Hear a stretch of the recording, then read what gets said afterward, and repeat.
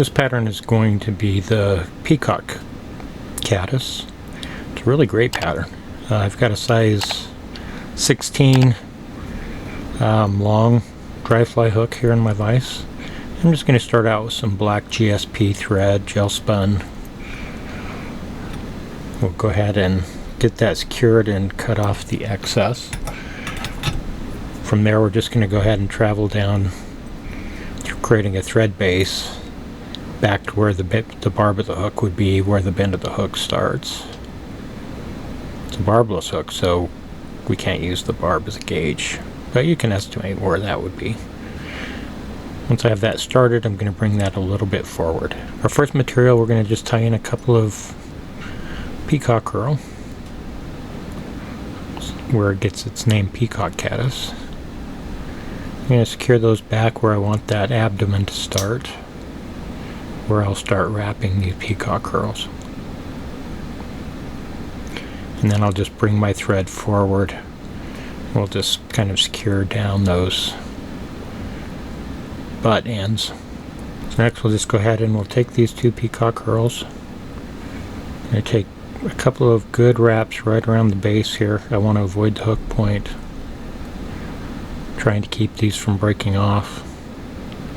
And I just want to take some touching turns with the peacock herls, trying to keep them from separating like they're trying to do right there. So I'm just going to avoid that hook point just like that. I'm just going to go ahead and use my rotary from here.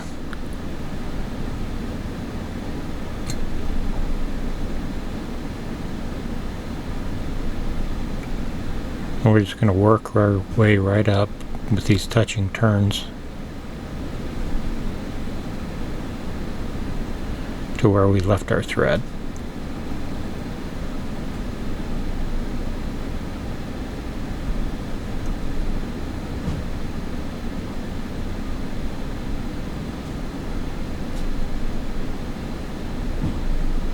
You can see my thread's getting shorter. It's traveling up with me as I do those rotations. So I just extend my thread a little bit, back off a few of those thread wraps. And then I can take probably one more turn. And then I'm going to go ahead and secure those two peacock herl down by tying over the top of them. Go ahead and fold them back a little bit and take a couple of wraps in front of them as well. And then I can just come on in with my scissors and we'll cut off that excess balance. So we're going to add a deer hair wing here.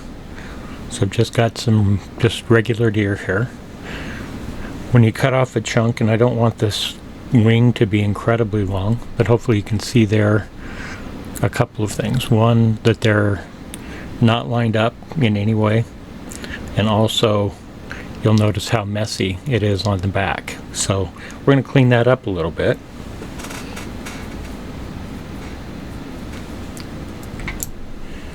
What I'll do is I'll just go ahead and take a comb and I'll brush out some of that under hair. You can kind of see it gathering there in my comb.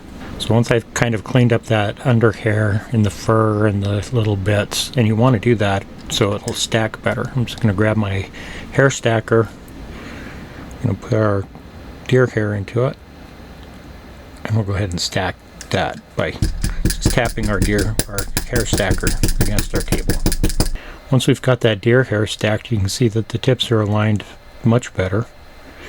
I'm going to take a measurement. I want this to extend just beyond the bend of the hook there. For me, when I tie in my deer hair, I prefer to cut it off rather than have it poking all over and then having to trim it. So with our deer hair cut off to the length I want it, I'm just going to spin my bobbin counterclockwise so the thread will jump back towards my fingers. I'm going to go ahead and take a loose wrap over the top, and then pulling it towards myself, I'm going to pull it tight. This is where the gel spun comes in handy because it is very strong, so you can pull it pretty tight to secure that deer hair down. I'll just take a couple of wraps through that deer hair, and then I'll take a look, and that's about the length that I do want it. So I'm going to we want this wing to lay down fairly flat while still showing that peacock. So I'm going to kind of hold it up a little bit as I take some more wraps. moving forward, and then I'll go right behind the eye here. We're going to need to build up a little bit, so we're going to put a hackle on here, and I want to have a nice path for it to travel. So in order to get that wing to lay down a little bit better, I'm just going to go ahead and wrap back onto it, and I'm going to take a couple of loose wraps, not pulling it really tight. The tighter you pull, the more it'll kind of splay out. So by wrapping these couple of wraps back here more loose, I can get that wing to lay down a little bit flatter. From there, I'm just going to kind of clean up a little bit for us to tie in our hackle. This pattern is going to be pretty heavily hackled. We're going to use 2 hackles. I've got them here. One's a furnace, or that dark kind of orange, light brownish. And then I also have a grizzly hackle on the other side. I've prepared both of those. I'm going to tie them in. I want the shiny side of these feathers, not the dull side, facing me. And I've already prepared these by cutting some of the fibers off and leaving a nice little comb, almost like, that will really help secure these down, keep them from sliding out after you've tied them in. So I'm going to go ahead and secure those back where we're going to start the hackles. Then I'm going to start moving forward, tying down the bare stems where I've trimmed out some of those fibers. And if you've got it too long, which is fine, which is what I've got here, I'm just going to turn my vise a little bit. I'm going to come in and trim out the bases of those. I'm going to start with my furnace, the red hackle. Don't have to start with that.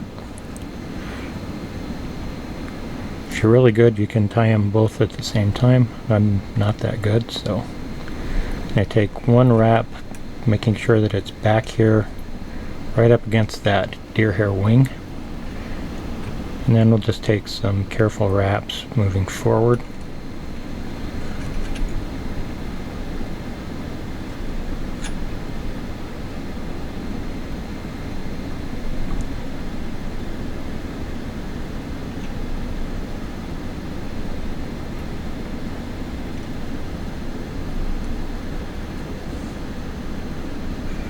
Once I've got this up here near the eye, I'll go ahead and secure that by taking a couple of wraps over the top of it. Here I'm going to be a little bit more careful with my thread wraps and not take too many. So I've got that secured in place. I'll release it from my hackle plier, and we'll go ahead, take a good look at where that's kind of tied in. Sometimes it helps to pull it forward a little bit, and I'm going to trim off that. Next, I'm going to go ahead and grab the grizzly hackle in my hackle pliers.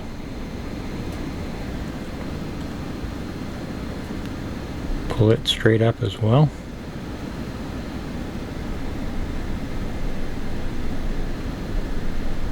We're just going to go ahead and tie this right through that furnace hackle that we just tied in.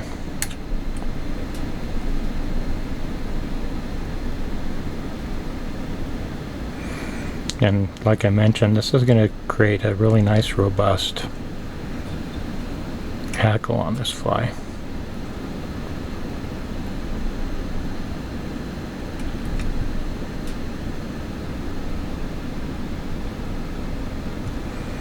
With that about there, I'm going to go ahead and throw my thread over the top of this one as well, just like we did with the furnace.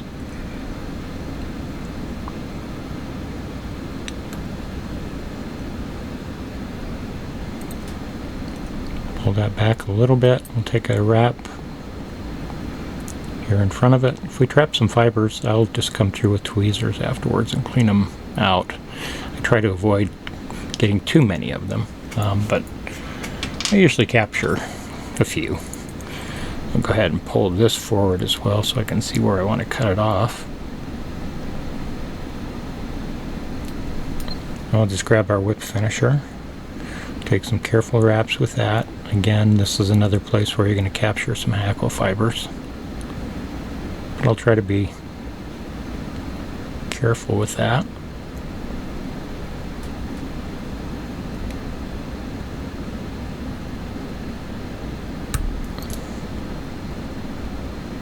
Pull it nice and secure and tight. Grab my thread cutter and we'll remove our thread. And with that, there you go, the Peacock Caddis fly. I love fishing caddis. Great dry fly pattern. It certainly works well out here on our western waters here in the United States. Throw yourself a hook in your vise and give this one a shot.